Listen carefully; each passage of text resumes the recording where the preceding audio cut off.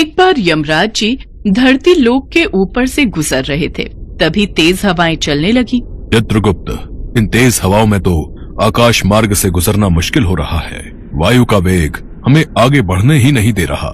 यमदेव, मैं भी यही विचार कर रहा था। सर्द हवाएं हमारा रास्ता रोक रही हैं। अगर आप मेरे विचार से सहमत हों तो कुछ समय के लिए हम धरती लोक पर विश्राम कर सकते हैं। मौसम थोड़ा ठीक हो जाएगा तो हम फिर से अपनी यात्रा प्रारंभ कर देंगे। ठीक है चित्रगुप्त, फिर हम कुछ समय के लिए धरती लोक पर ही विश्राम करते हैं। यमराज और चित्रगुप्त धरती लोक पर एक गांव में पहुंचते हैं। चित्रगुप्त, धरती लोक पर तो मौसम और भी खराब है। यहाँ तो मुझे और भी सर्दी लग रही है। ये धरती लोक के वासी इतनी सर्दी में कैसे रहते हैं? प्रभु, सर्दी से बचने के लिए धरतीवासी ऊन के वस्त्र पहनते हैं, गर्म चादर और कंबल ओढ़ते हैं। अच्छा, तो जब तक हम धरती लोक पर विश्राम कर रहे हैं तब तक सर्दी से बचने के लिए हमें भी गर्म वस्त्र पहनने पड़ेंगे। तभी यमराज जी को ठंड से छींकें आने लगती हैं। यमराज जी ठंड से कांपने लगते हैं। चित्रगुप्त, मेरा सर्दी से बुरा हाल हो रहा है। तुम किसी से भी कोई गर्म वस्त्र ले आओ जिसे पहनने से मेरी सर्दी दूर हो जाए। पर ध्यान रहे, किसी को भी ये सच्चाई पता नहीं चलनी चाहिए कि तुम चित्रगुप्त हो। जो आज्ञा यमदेव, मैं इस बात का ध्यान रखूंगा। चित्रगुप्त आसपास में ऐसे लोगों की तलाश करने लगते हैं जो उन्हें कोई गर्म कपड़ा ओढ़ने या पहनने के लिए दे दे, पर हर कोई उन्हें साफ मना कर देता है। बहन, तुम्हारे पास ओढ़ने के लिए कोई गर्म चादर होगी? ठंड से मेरे मालिक का बहुत बुरा हाल है। जाओ भैया जाओ, माफ करो। अगर अपने मालिक की इतनी ही चिंता थी तो घर से क्यों नहीं लाए? हमने कोई धर्मशाला नहीं खोली हुई जो हर रात चलते आदमी को गर्म कपड़े बांटते फिरें। चित्रगुप्त थोड़ा आगे जाते हैं। वो 2-3 लोगों से पूछते हैं पर हर कोई उन्हें साफ मना कर देता है। तभी चित्रगुप्त को एक गर्म कपड़ों की दुकान दिखाई देती है और वो खुश हो जाते हैं। सामने उस दुकान पर बहुत सारे गर्म कपड़े रखे हुए हैं। अवश्य ही वो व्यक्ति मुझे गर्म कपड़े दे देगा। मैं उसी से मांगता हूँ। भैया, मेरे मालिक की तबीयत ठीक नहीं है, उन्हें बहुत सर्दी लग रही है। क्या तुम ये गर्म स्वेटर मुझे दे सकते हो? पूरे 500 रुपए का है। पैसे है तो लाओ, मैं दे देता हूँ। पैसे तो नहीं है मेरे पास। तो बिना पैसों के कुछ नहीं मिलेगा। जाओ यहाँ से। अगर ऐसे ही मुफ्त में तुम जैसे हर जरूरतमंद को गर्म कपड़े बांटता रहा तो मेरी दुकान तो बंद हो जाएगी भैया। चित्रगुप्त खाली हाथ वापस लौट आते हैं। कोई भी उनकी मदद नहीं करता। हे यमदेव, आपकी पीड़ा मेरे से देखी नहीं जा रही। आप सर्दी से बीमार हो रहे हैं। कृपा करके मुझे आज्ञा दीजिए कि मैं अपनी सच्चाई बताकर इन धरती वासियों से मदद ले सकूं। नहीं चित्रगुप्त, हम किसी को भी अपनी सच्चाई नहीं बता सकते। अब तो आकाश मार्ग से भ्रमण करने की भी मेरी हिम्मत नहीं है जब तक मैं बिल्कुल स्वस्थ न हो जाऊं। तब लोग आसपास से गुजर रहे थे। लोगों को नहीं पता था कि जिसे वो देखकर अनदेखा कर रहे हैं वे मृत्यु के देवता स्वयं धर्मराज हैं। पर सभी धरतीवासी एक से नहीं होते। जैसे कि बिमला नाम की एक गरीब मजदूर। बिमला मजदूरी के काम से घर लौट रही थी।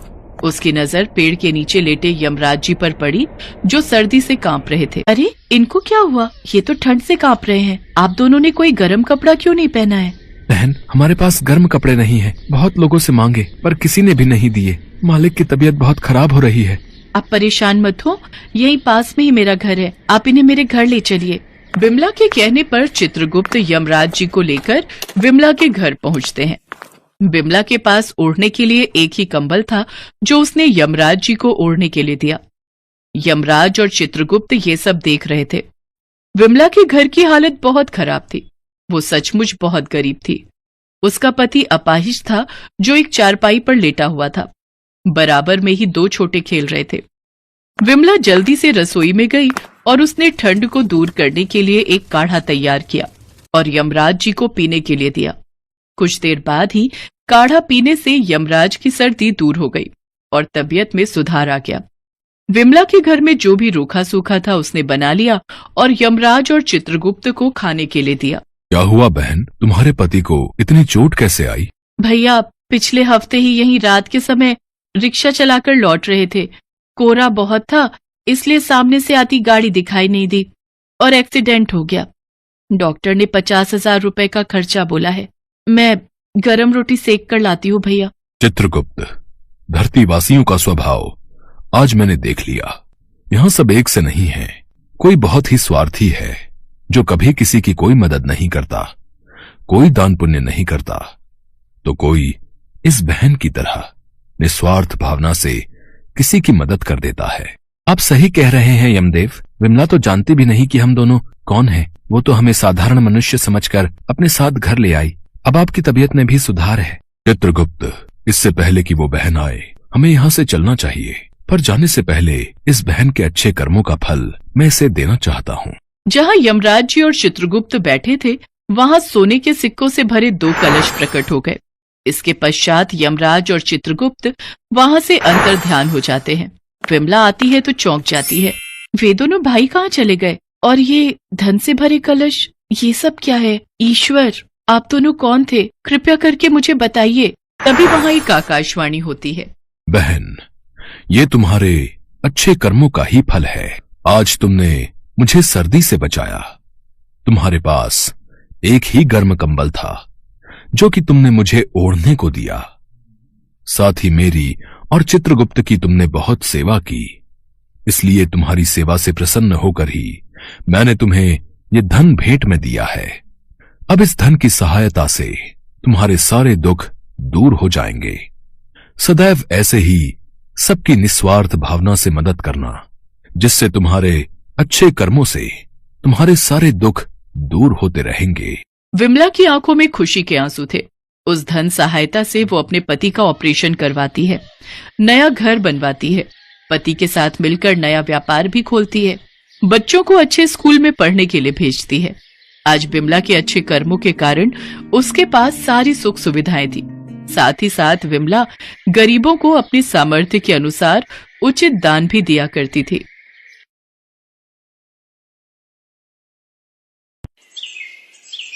बिमला से सभी हमेशा डरे डरे से रहते हैं, क्योंकि वो कभी भी किसी को कुछ भी बोल देती है। वो बहुत ही घमंडी और खुदगर्ज है, हमेशा दूसरों से झगड़ा करती है। बिमला से सभी परेशान हैं। गांव वाले मन ही मन बिमला की मृत्यु चाहते हैं। ये बुढ़िया पता नहीं कब तक रहेगी, हमेशा बस परेशान करती रहती है। बिमला के घर के पास रमेश नाम के एक आदमी का घर है। रमेश के आंगन में एक अमरूद का पेड़ है। एक दिन दोपहर को बिमला चुपके से उस पेड़ के नीचे जाती है और एक अमरूद तोड़ लेती है, और उसी वक्त रमेश ये देख लेता है। वो दौड़कर घर से बाहर निकलता है और कहता है, ये क्या, मेरे आंगन में घुसकर चोरी करते हुए तुम्हें शर्म नहीं आई? चोरी? मैं भला चोरी क्यों करूंगी? ये अमरूद का पेड़ मेरा है, मेरा। अरे वाह, पेड़ मेरे आंगन में है, मगर इसकी मालकिन तुम हो। और नहीं तो क्या, तूने जब जन्म भी नहीं लिया था तब मैंने ये पेड़ लगाया था। तो क्या हुआ, मैंने तो ये जमीन खरीद ली है ना, उस हिसाब से तो ये पेड़ मेरा हुआ। उन दोनों की लड़ाई चलती रही।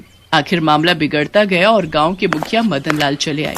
मदन लाल ने ये फैसला किया कि पेड़ रमेश का ही है। इस बात से गुस्सा होकर बिमला ने मदन लाल की बकरी चुरा ली और उसे बेच दिया। मदन लाल भी परेशान हो गया। उधर अपने कमरे में बैठकर बिमला सोचती रही कि इसके बाद किसको परेशान किया जाए। ऐसे ही दिन बीतते रहे और लोग परेशान होते रहे। उधर यमलोक में यमराज चित्रगुप्त के साथ बैठकर बातें कर रहे हैं। यमराज कहते हैं, चित्रगुप्त, जरा देखो आज रात किसकी बारी है? चित्रगुप्त अपनी लिस्ट चेक करके कहते हैं, आज रामनगर की बिमला की बारी है प्रभु। वो स्वर्ग जाएगी या नरक? स्वर्ग का कोई सवाल ही नहीं उठता प्रभु। ये औरत बहुत घमंडी है। गांव वाले कब से इसकी मौत का इंतजार कर रहे हैं।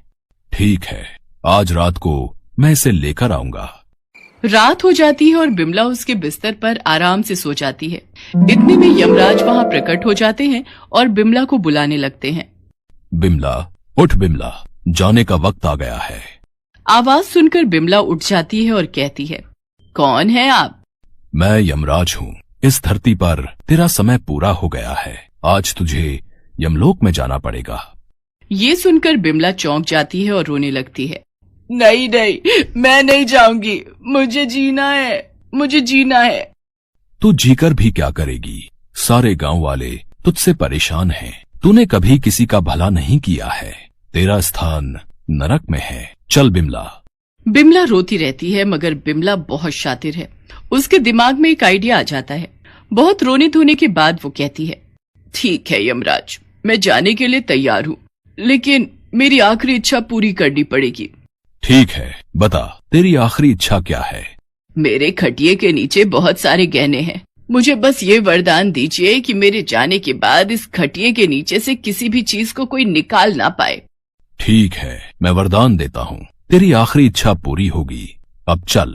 मगर तभी बिमला ने यमराज को चौंका दिया और खटिये के नीचे घुस गई।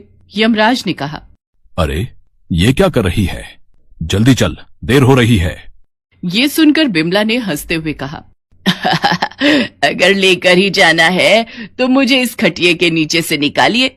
यमराज बिमला को खटिये के नीचे से बाहर निकालने के लिए हाथ बढ़ाते हैं, लेकिन उनका हाथ खटिये के नीचे पहुंचता ही नहीं है। किसी अदृश्य शक्ति की वजह से हाथ फंस जाता है। आपने खुद मुझे ये वरदान दिया है यमराज, इस खटिये के नीचे से कोई भी किसी भी चीज को नहीं निकाल पाएगा।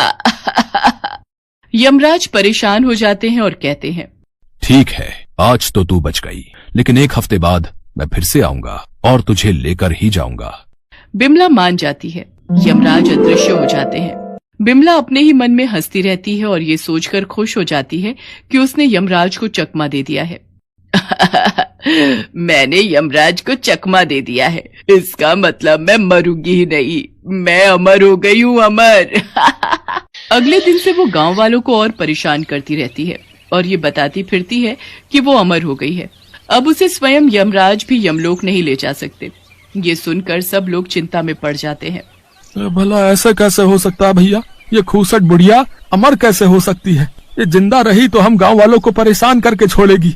इसके चक्कर में तो हम ही भगवान को प्यारे हो जाएंगे। पूरा गांव चिंता में पड़ गया। ऐसे ही 1 हफ्ता बीत गया। बिमला पूरी तैयारी के साथ बिस्तर पर बैठ गई। यमराज प्रकट हुए। 1 हफ्ता हो गया है, अब चल मेरे साथ। यमराज का कहना खत्म होते ही तुरंत बिमला खटिये के नीचे घुस गई और जोर जोर से हंसने लगी। आप मेरा कुछ भी नहीं बिगाड़ सकते यमराज जी, मैं अमर हो गई हूँ। आप जब भी मुझे लेने आएंगे मैं इस खटिये के नीचे घुस जाऊंगी। यमराज परेशान होकर बिना कुछ बोले ही वहां से चले गए। बिमला ने सोचा कि उसने यमराज को हरा दिया है। ये सोचकर वो और भी घमंडी बन गई, लोगों के साथ और ज्यादा बदसलूकी करने लगी। उधर यमलोक में यमराज चिंता में पड़ गए। चित्रगुप्त ने यमराज से पूछा, क्या हुआ यमराज, आप चिंतित लग रहे हैं? यमराज ने चित्रगुप्त को सब कुछ खुलकर बताया। चित्रगुप्त ने कहा, ये तो बहुत ही मुश्किल की बात है। मुझे पता है, अब कोई उपाय बताओ। इसका मेरे पास कोई उपाय नहीं है। आप देवादिदेव महादेव के पास जा सकते हैं, उनके पास हर समस्या का समाधान है। यमराज तुरंत भगवान शिव के पास चले गए और उन्हें सब कुछ खुलकर बताया। सब कुछ सुनकर शिव जी ने कहा, ठीक है, उस खटिये के नीचे से किसी भी चीज को बाहर नहीं निकाला जा सकता, मगर वो खुद बाहर आए तो मैं उसे लेकर आ सकता हूँ। ठीक है यमराज, आज रात को आप निश्चिंत होकर जाइए, मैं सब कुछ संभाल लूंगा। रात हो गई। उधर बिमला निश्चिंत होकर सो गई। उसे लगा कि यमराज ने हार स्वीकार कर ली है, मगर तभी यमराज प्रकट हो गए। यमराज को देखकर बिमला फिर से खटिये के नीचे चली गई। क्या हुआ यमराज, आप फिर से चले आए? आपको हार मान लेनी चाहिए, मैं तो अमर। बिमला की बात खत्म ही नहीं हुई कि तभी धरती कांप उठी, भूकंप आ गया। बिमला का पूरा मकान एक तरफ हिल गया और बिमला खिसकते हुए खटिये के नीचे से निकलकर बाहर चली आई। यमराज इसी वक्त का इंतजार कर रहे थे। उन्होंने बिमला को पकड़ लिया और यमलोक लेकर चले गए। शिवजी ने भूकंप को रोक दिया। बिमला रोने लगी। नहीं, ये कैसे हो सकता है? मैं तो अमर हूँ, मैं अमर हूँ। तुम यमलोक में आ गई हो बिमला, तुम्हारी मृत्यु हो गई है, अब तुम नरक में जाओगी। नहीं, ये नहीं हो सकता। ये कैसे हो गया? हमेशा याद रखना विमला, प्रकृति के सामने मनुष्य बहुत छोटा है। जन्म और मृत्यु तो एक नियम है, मनुष्य उसे टाल नहीं सकते। चाहे कोई कितना भी घमंडी क्यों ना हो, उसे एक ना एक दिन तो मरना ही होगा। इसके बाद बिमला को नरक में भेज दिया जाता है। इसीलिए कहते हैं कि घमंड करना अच्छी बात नहीं है, अपने बुरे कर्मों का फल भुगतना ही पड़ता है।